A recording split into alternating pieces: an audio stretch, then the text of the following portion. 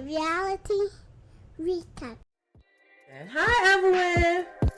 Yes, I know you have the reunion. Yes, we have 2 more episodes. And then we have the reunion, of course. I look like a slut. I look like a mom. She was like, you the one that look like you got a high body count hair. I fell the fuck out, y'all. Candace, has Deborah reached out to you to apologize after the episode aired showing Chris did not flirt with her? She wouldn't dare. She would get eaten for breakfast. Oh boy. No, she's doubling down. Why would you go meet with Ray J without talking to Princess or letting her know why? Like, she's trying to justify that she told her after the fact and not supposed to make it. What do you think of your ex-husband Jim coming out and saying you did not try to stop him from suing Shannon and Tamara? That's a good question. Well, I mean, if his memory is a little foggy about what transpired back then, that's okay. However, he did admit that I had nothing to do with the.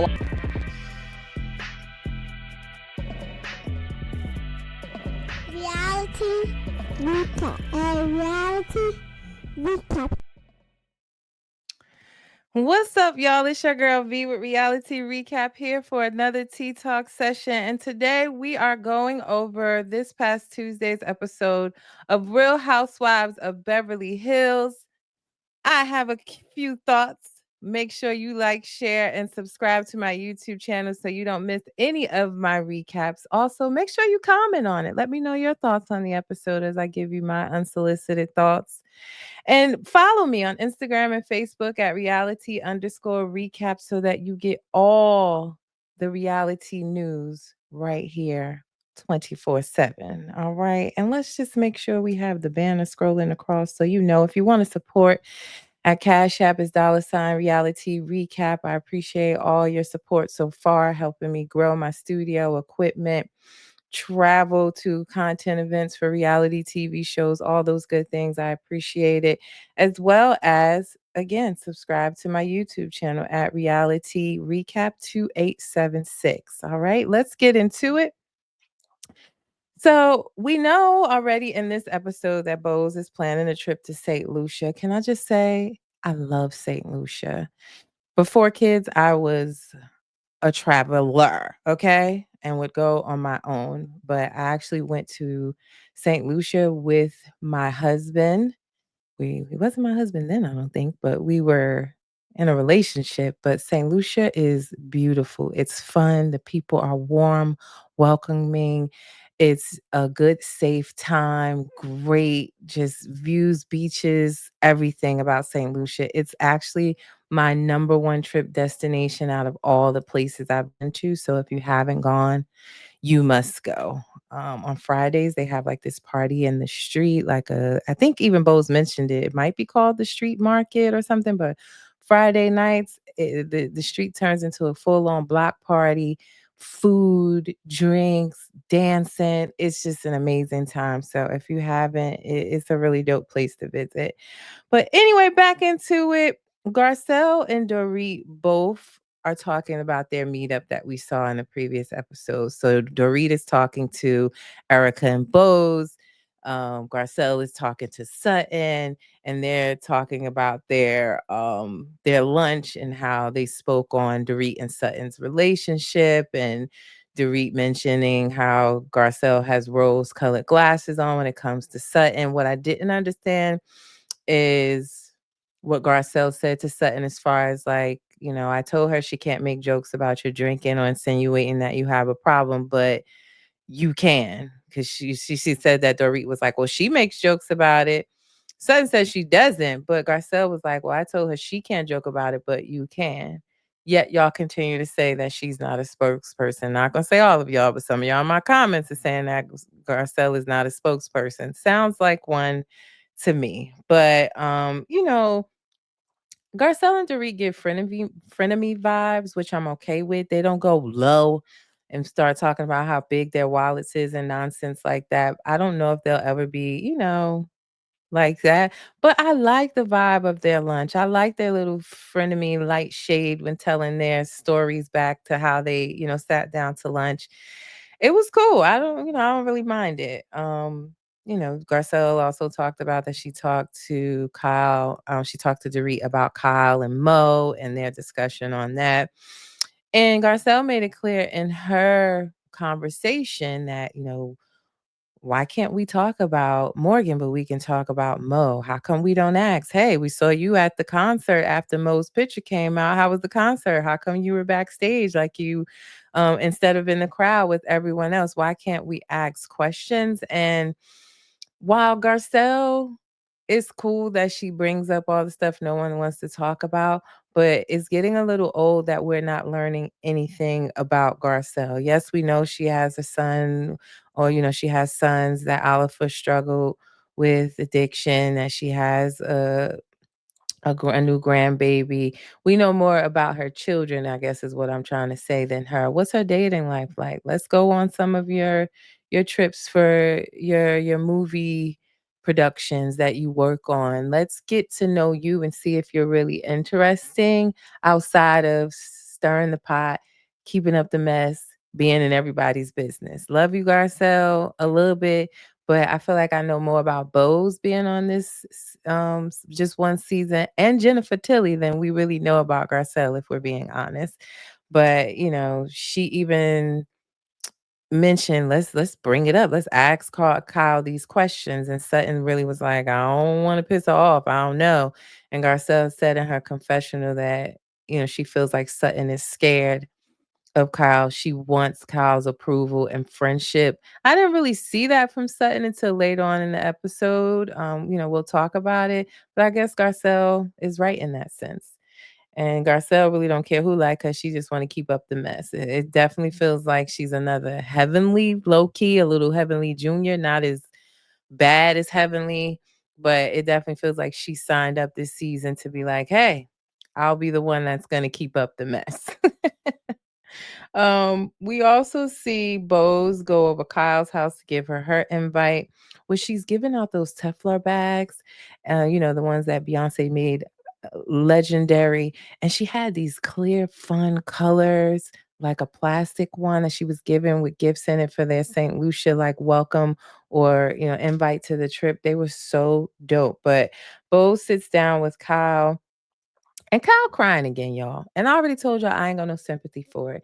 She's saying like how it hit home for her, that seeing Mo in those pictures, that it really may be over. They're really separated. He's really moving on with his life, and she needs to do the same. And how she's just sitting in the house while he travels and, get his Ozempic on and get skinny and tight and hanging out with PK and just having a good time traveling. And I just was like, I'm so confused by it, y'all. Like, seriously. First of all, I have no empathy because I do feel like this separation was initiated by Kyle. This is what she asked for. I get it. Maybe like now she sees the grass is not greener on the other side. But seeing Mo in that picture kissing a woman is low key to what we've seen Kyle do in these past 1 or 2 seasons, right? Like, she brought Morgan on the show. She got matching tattoos with her, even when Mo was like, I don't think you should get any more tattoos. She was rebellious against her husband. She, in my opinion, like I said, initiated the separation. I showed my husband the music video that Kyle did with Morgan. I get she says, oh, this was done way before the stories start coming out, which I don't believe, about her and Morgan being together. I showed him that video. And I said, if that was me in the video with that woman and there was these rumors swirling and I'm going everywhere with her, I'm traveling to all her concerts, I'm backstage like her number one groupie. Hey, Usher, like, what would you be thinking and what you would be doing? And he said, we would be separated and I'd been out there in Greece with that young hot thing. Exactly. So I don't get the shock of it for her. I could be a little insensitive. If so, so be it. But I don't get the shock of it all and the crying every episode. So, and also just their conversations, meaning Kyle and Mo, they don't seem to ever get to the root of the issues or talk. They just skate around it, give a hug, she cries, and they move on. I don't know. But I don't get the whole like such shock as if she hasn't been all around town and paparazzi with Morgan. I really don't get it. I'm gonna just be honest. We then see PK and Dorit meet up, and In my opinion, PK has a different side, which I guess that's usually how it goes, right? There's one side, the other, and then the truth in the middle. But his interpretation of the email that Dorit told us about, where he was demanding he stop paying for things, that she would be responsible for things, that she would have to retain a lawyer. He's saying that's a small snippet to an entire email of just how he feels about the relationship, that they've lost the friendship, that Dorit is very controlling, that he also sent that email upset because he felt like he was being generous and humble by moving out to a very small apartment while she's still staying in the home with the children. Yet it felt like Dorit had to put her stamp of approval on that, and he didn't feel like he needed to get her approval. So there's two sides here. I've already told you guys I feel like PK is harboring some resentment, that Dorit was just in the background, his little shiny trophy wife, working on her little swim line that wasn't really going anywhere. He was making the big bucks. Now she's this star. She's making the money on the show. He's necessarily not making, the same money. And he was drinking to cope with that. They're having nasty arguments. He's talking crazy to her, same from her to him. And there's just some resentment there that I just don't know if it's gonna go away. It was a very tense conversation, and it became even more tense because I feel like Dorit wants PK to say to her, Are we getting divorced? Yes or no?" And he can't give her that answer right now, which I understood, right? He is saying, I don't know what the future looks like. We have to be separated, try to work through this, get back to the friendship we once had. And if we can do that and be cordial and do well with co-parenting while we're separated, then I can see us getting back together. But in 6 months, a year from now, we're still at each other's throats. They're still sending these long emails about retaining lawyers. Then he don't really see them staying married. So I think that was a fair answer. She seemed frustrated by it and just want to know, are we headed for divorce or not? So it kind of showed in that conversation where her controlling side could come in, that frustrates him and causes some of that tension. Um we then see Bose with her daughter and her beau, her man that she's moving extremely fast with, if I must say. They're talking babies and, moving in, but and this is all before they've actually sat down with her daughter in a like one-on-one setting, instead of him being around her daughter in like a party travel type big group situation. But her daughter's very smart. I mean, she asked all the questions that Bo should have asked already, but she was asking like, "Where do you see you guys living? Where, are you trying to go to San Francisco or San Diego?" I think where her guy is from, or come to Beverly Hills. She was asking, "How soon are you looking to have children? How many are you looking to have?" Like the daughter really articulated herself well and asked the right questions. And he was like, "Whoo, let me take a sip of this wine." I didn't think he expected that from a 15-year-old, but she held her own. And I think it was a good, productive conversation. And we'll see where their relationship goes. I don't know how I feel about him yet. These men, when they come on, even vice versa, like I just feel like you have to really screen people when you're on TV and see, are they with you for clout? Do they really love you? Do they have a hidden agenda? Do you know everything about their past, and that anything that might come back to haunt you, embarrass you? You really have to do your due diligence. So, I give a chance even when they come on already married, but you have to fill these people out. You can't just be like, "They seem great together." I'm a little bit more cautious just because of all the housewives shows that I have watched in episodes, so I'm a little bit more cautious. Speaking of conversations, there were a lot of them last night. We talked about the tension with PK and Dorit. We talked about Bose and her daughter and her guy. And then also, finally, Kyle and Mo meet up for the first time since his Grease picture. He comes in, he's acting casual. He's, pouring coffee and stirring it, all awkward, making loud noises, stirring it. She just looking at him, waiting for him to say something to her. And that's what I was saying by they just don't seem to really want to have real conversations. Because me, I'd have been asked, I feel like, let me be honest, I already said this. I don't feel like she had the right to be asking him. But if you want to know, then go ahead and ask.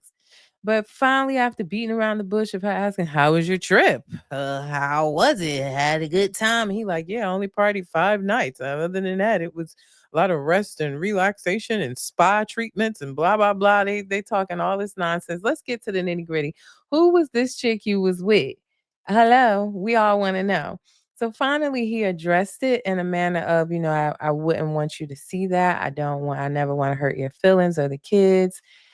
But he does not give any information about who the woman is. Is it a serious relationship? Was it just a fling? Like he don't give her nothing. And that, in my opinion, was like telling as well that homeboy outside and he he might be over it. He might be after all that has happened. He might be over it at this point. And can you blame him? I just can't seem to have an issue with him moving on and having a good time in Mykonos. I really can't. But, again, Kyle's crying. He gives her a hug and same thing. She's just saying how realistic it is. And it really may be over. And that picture changes things for her when I'm still feeling like, sis, you are the one that changed things out here with Morgan. But all right, she's still in that house crying. I can't watch this another season, y'all. She gonna have to figure it out. And there's gonna have to start being some conversations about Morgan because it almost low key is like you're painting Mo to be this not a bad guy, but he's moving on. He's part as if you're doing absolutely nothing, and I just don't believe that. I really don't. So, you know, I have no empathy. I don't know how many times I can say that. I just really don't. Um, the ladies then travel to St. Lucia, 3 beautiful villas. It's starting off great. Bo seems to be a great host. I'm enjoying it. The villas are split up. You have Bo's, Dorit, and Erica in one. You have Sutton and Jennifer, Tilly, and Garcelle in one. You have Kathy and Kyle in a villa. And it's just giving a good time. And I can't wait to see it. It looks like in some of the pictures we saw, they do like a carnival where they wear the big feathers and outfits, costumes. I can't wait to see more. But it's giving good vibes in St. Lucia. I told you it's a good time. But Garcelle sits down with Sutton and they're kind of talking while Dorit is talking over in her villa how they haven't really spoken to each other since, the fashion show or on the flight or going to St. Lucia. They really didn't even say hi to each other. And for the first time, you see a little vulnerability, in my opinion, from Sutton. I know she has it when it comes to her father and her mother situation, but in this friend groups, my perception is she's always so tough and ready to talk about her big wallet and things like that. So I was surprised to see her cry. And I was like, that's what I meant when I said Garcelle, I guess, was right. But it was interesting to see her say, like, it's just been a long road with these girls. I just want them to like me, and I really can't get them to like me. She doesn't understand why, Dorit and Kyle, they had their beef and they are forgiving and they're back laughing and rolling around on the couch at Sutton's fashion show, having a good time. Yet when she has a forgiving moment with Sutton, it doesn't just seem to go away and they can laugh and have a good time. And she was crying about that. And again, says she really wants them to like her. I was shocked. I thought she was okay with Dorit not liking her. I thought she was okay with how things were with her and Kyle. So this was a different side to her. Yet in the preview for next week, I don't know what happens on this boat, but then she starts going off again. She's frustrated with something. And even Erica is taken aback because she's like, well, what the F do y'all want from me? And Erica's like, well, huh? So we'll see what's to come here in St. Lucia. A little bit of drama, a little bit of fun, a little bit of shade. That's what I'm hoping for. Overall, an okay episode. I just can't take not one more second of Kyle crying over Mo. I hope that this trip kind of wakes her up a bit. She remember who she is, that she's also messing with someone allegedly, but I think so. And we can start to figure out next steps in life, because we can't do any more episodes of this crying all the way to the reunion. I just ain't got it in me. It's starting to wear my patience a little thin. But yeah, guys, that's my thoughts on Real Housewives of Beverly Hills. That's our last show for the week. And then I believe next week we have shows coming back. So we'll have a more robust recap schedule. Like Love During Lockup or Life After Lockup. Sorry, we'll be coming back next Friday on the 21st. We have Love and Marriage Detroit heading back to our screens soon. The Valley is coming back. That trailer dropped this week. So The Valley is on April 15th. That will be coming back. What else do we have? When is Love and Marriage Detroit coming back? That's coming back April 12th. So we have some things on the radar. Southern Charm, I don't recap that, but I watch it. That's, doing well. Reunion Looks came out this week. You can catch that on my page. But that's it for this week. I'll be back Monday recapping episode 2 of Real Housewives of Atlanta season 16, as well as the season finale of Married to Medicine. Reunion Looks for Married to Medicine is out as well. You can check that out on my Instagram or Facebook, or both. Follow on both. But before I get out of here, as I always say, reality TV stars are humans too. Don't forget that. Again, don't forget to like, share, and subscribe to my YouTube channel, Reality Recap 2876. And follow me on Instagram and Facebook, reality_recap. Y'all have a great day. It's your girl V with Reality Recap. Peace.